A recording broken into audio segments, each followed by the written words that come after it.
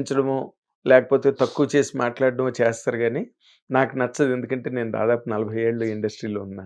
బయట నేనెప్పుడు దీని మీద ఒక మంచి విషయం చెప్తాను. హ్మ్. సినిమా వాళ్ళని విమర్శిస్తాం బయట హ్మ్. నుంచి. హ్మ్. కానీ సినిమా వాడి జీవితంలో భాగం. సినిమా సంస్కృతిలో భాగం. మన కష్టాల్లో, సుఖాల్లో, జీవితంలో అన్నిటికి గొప్పలకి, గోసాయ సిట్కాలకి, కన్నీళ్ళకి, కష్టాలకి అన్నిటికీ దాఖలాగా ఉంటుంది. మనకు సపోర్ట్‌గా ఉంటుంది. సినిమావే companion. Cinema companion. Great companion in the great world. Companion. Companion. ఏంటంటే ఉంటుంది పార్ట్ ఆఫ్ ద గేమ్ అంతే. Part of the game. సున్నా ఉంటుంది. కానీ ఇది చాలా గొప్ప ప్రపంచం అండి. అందమైన ప్రపంచం. Yes sir. అనుబంధాలకు ప్రతిరూపమైన ప్రపంచం ఇది. అవునండి. సినిమా ఖచ్చితంగా. ఇండస్ట్రీ. ఇప్పుడు నేను ఇండస్ట్రీకి వచ్చిన తర్వాత నా దర్శకులందరూ ఉన్నారు. ఉదాహరణకి మారుతి గారు, కళ్యాణ్ కృష్ణ మొదట్లో ఇచ్చిన ఆయన, హ్మ్. అనిల్ రావుపూడి గారు, ఎండగంటి మోహన్ కృష్ణ గారు, పరశురామ్ గారు, కోలా రవికిరణ్ గారు, జాగర్లపూడి సంతోష్. ఇట్లా ఈ జర్నీలో వీళ్ళందరూ నాకు అన్నదమ్ములు అయిపోవడం అనేది అందరూ చెప్తారు సినిమా రంగంలో స్నేహాలు ఉండవు అవి, అది అబద్ధం అండి. చాలా తప్పు. అబద్ధం. పచ్చి అబద్ధం అండి. ఇక్కడ అంతా కమర్షియల్సే మాట్లాడతాయి, విజయమే మాట్లాడుతుంది. నిజమే. అది జో జీతా హై ఓఎసీ కింద అనేది ప్రపంచవ్యాప్తంగా ఒప్పుకోవాల్సిన విషయం. గెలిచిన వాడిని కొంత ఎక్కువ బాగా చూస్తాం, ఓడిపోయిన వాడి కంటే. అది అది మానవ ధర్మం, మానవ సహజమైన వ్యవహారం. సినిమా రంగానికే ప్రత్యేకం కాదు అది. కరెక్ట్. ఏ రంగానికైనా వర్తిస్తుంది. ఏ రంగానికి వర్తిస్తుంది. కానీ ఇక్కడ నేను చెప్పాను, వీళ్ళందరూ నాకు అన్నదమ్ముల్లా అయిపోవడం, పెద్ద కుటుంబాన్ని నాకు ఇవ్వడం, నాకు నిర్భయంగా ముందుకెళ్ళిపోవడం కారణమైన మనుషులు వీళ్ళందరూ. సో సినిమా రంగం అంటేనే స్నేహాలు, అనుబంధాలు, ఆప్యాయతలని నేను ఇప్పుడు నమ్ముతున్నాను. ఇప్పుడు నమ్మవలసి వచ్చింది. నమ్ముతాను సార్. అంటే నాకు స్వానుభవంలోకి వచ్చేసింది. నేను ఫోన్ చేస్తే అరవింద్ గారితో మాట్లాడగలను, దిల్రాజ్ గారితో మాట్లాడగలను, శిరీష్ గారితో మాట్లాడగలను, మైత్రి నవీన్ గారు, వీళ్ళందరూ.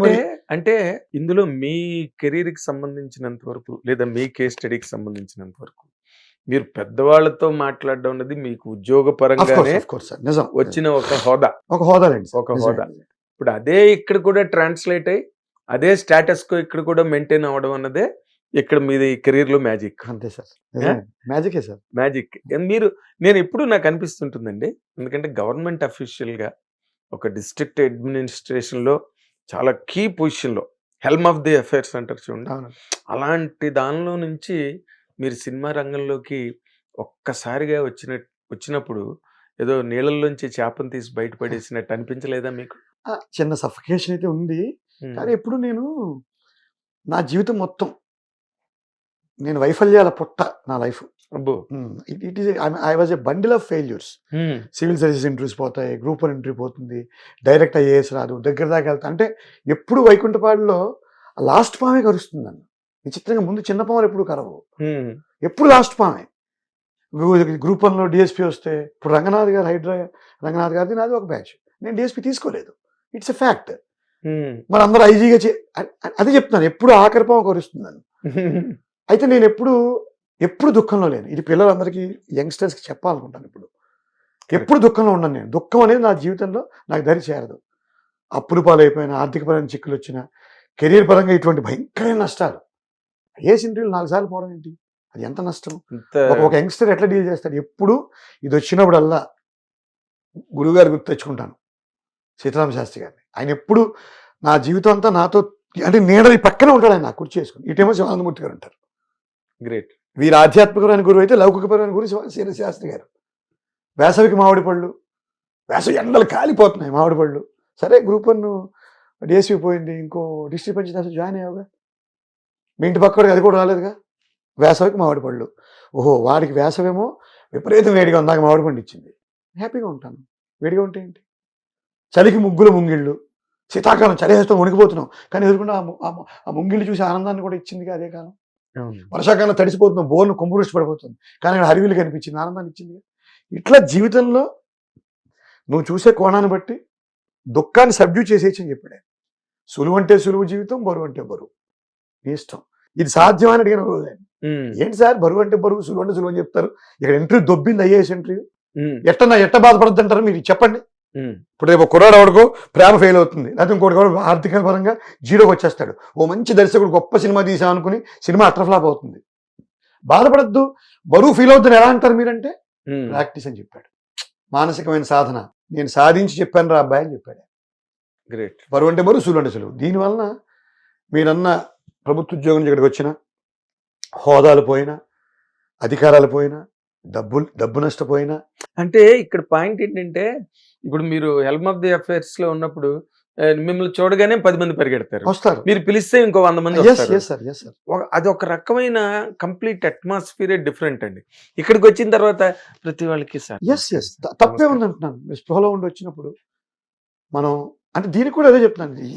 ఎక్కడ పడితే అక్కడ ఆ పర్టికులర్ రంగానికి సంబంధించిన డైనమిక్స్ నువ్వు కాదు పెంచుకోవాలి. కాదు మీరు దాన్ని ఎట్లా అడాప్ట్ చేసుకున్నారని ఇదే అడుగుతున్నా. ఎడాప్ట్ చేయడానికి కారణం అప్పటికే నేను సిరివెన్నెల గారిని పూర్తిగా నేను ఆవాహన ఆవాహన చేసి- చేసుకున్న మనిషిని నేను. లైఫ్లో మ్మ్. నాకు ఏది కష్టం కాదు, ఏది సుఖం కాదు నాకు.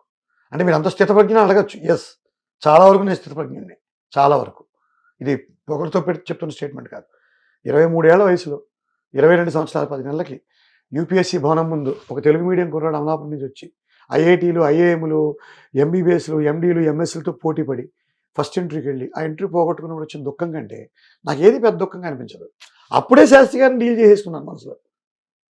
ఏముంటుంది, ఎంత గొప్ప కళ అయినా నిద్రలో ఉండిపోతావా అని అడిగాడు. అద్భుతమైన కళ వచ్చింది నీకు, తీయటి కళ. నిద్రలో ఉండిపోయి ఆ కళనే కంటూ కూర్చుంటావా? పొద్దున్న లేస్తావా? వాస్తవాన్ని చూస్తావా? లేదా ఎంత తీపి ఎంత చేదైనా ఆ చేదునే తలుచుకుని కూర్చుంటా, మళ్ళీ వెళ్తురేపు వెళ్తావా?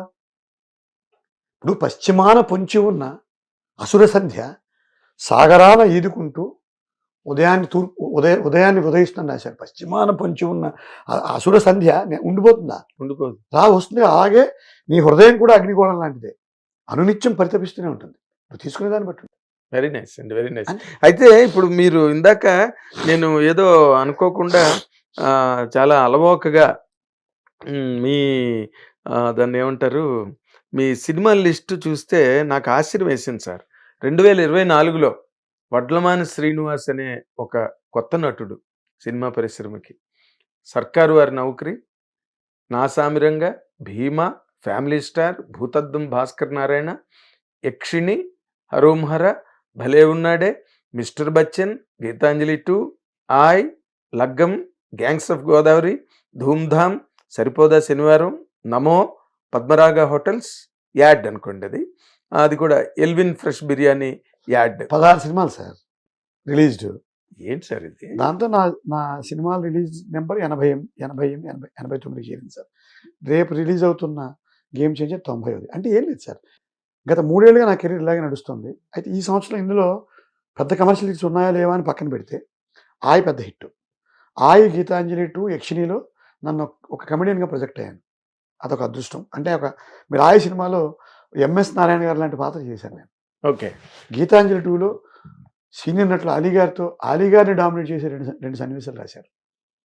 ఇవన్నీ భగవంతుడి కృప, ఒక కృషి, దర్శకులు, నిర్మాతలకు. ఇది కానీ మీ సంస్కారాన్ని ఇక్కడ ఒకసారి మీరు ఆగాలి. మీ సంస్కారాన్ని మెచ్చుకుంటున్నాను నేను.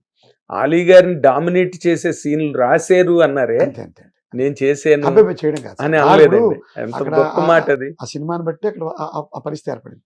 హరోంహరాలో మొన్న ఎప్పుడో నార్త్ స్టార్ శరత్ మరార్ గారు అంటున్నారు, హరోంహరాలో బాగా చేశారండి అన్నారు. ఆయనకి వెబ్ సిరీస్ చేస్తున్నాను. హరోంహరాలో ఒక కుప్పం లాంగ్వేజ్ని నేర్చుకుని, సుధీర్ బాబు గారు హీరో, సుబ్రహ్మణ్యం గారిని ఆయన ప్రొడ్యూసరు, కుప్పం లాంగ్వేజ్ మాట్లాడాను దాంట్లో. గ్యాంగ్స్ ఆఫ్ గోదావరి, హరోంహరాలో 2 ఫ్యాక్షనిస్ట్ వేషాలు, 2 కామెడీ వేషాలు, భలే ఉన్నాడు అనే సినిమాలో పూర్తి నిడివిగలిగిన ఎమోషనల్ వేషం. ఇట్లా ఒక్కొక్క రకం రావడం యోగం. 100 సినిమాలు అయిపోయాయి, 90 సినిమాలు రిలీజ్ అయిపోయాయి, ఇంకొక 30 సినిమాలు అండర్ వేరియస్ స్టేజ్. రేపు గేమ్ చేంజర్తో మొదలెట్టి డిసెంబర్ 31 ఈ క్యాలెండర్ ఇయర్లో కూడా దగ్గరగా ఒక 25 సినిమాలు రిలీజ్ అవుతాయి సార్, రెడీగా ఉన్నాయి. రకరకాల projects. Great sir.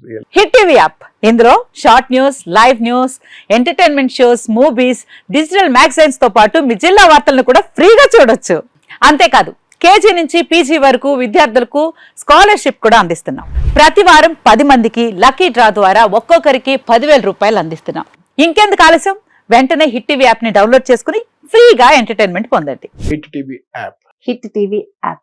Please download Hit TV app. Hit TV యాప్ని ఫ్రీగా డౌన్లోడ్ చేసుకొని ఎంజాయ్ చేయండి. మీకు నచ్చిన ఎంటర్టైన్మెంట్ కోసం హిట్ టీవీ యాప్ ని ఫ్రీగా డౌన్లోడ్ చేసుకుని ఎంజాయ్ చేయండి. హిట్ టీవీ యాప్ని డౌన్లోడ్ చేసుకుని ఆస్వాదించండి, ఆశీర్వదించండి. ఇంతమంది సెలబ్రిటీలు హిట్ టీవీ యాప్ ని డౌన్లోడ్ చేసుకోండి అని చెప్తున్నారంటే ఎంత మంచి యాప్ ఆలోచించండి.